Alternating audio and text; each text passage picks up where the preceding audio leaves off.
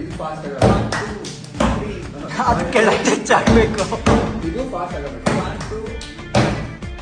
1 2 ಅಂತಲ್ಲ ಇವಾಗ ಸ್ಪೇಸ್ ಅಂದ್ರೆ ನೆಕ್ಸ್ಟ್ ಇಂದ 3 1 2 3 4 ಅದು ಫಾಸ್ಟ್ ಆಗಬೇಕು. ಅದು ಫಾಸ್ಟ್ ಆಗಬೇಕು. ಇದು ಇದೆಯಲ್ಲ ಇದು ಒಂದು ಸ್ಪೀಡ್ ಆಯ್ತಾ. ಇದಾದ್ಮೇಲೆ ಇದು ಫಾಸ್ಟ್ ಆಗಬೇಕು. Correct girl, good going. Come on. It's not royal.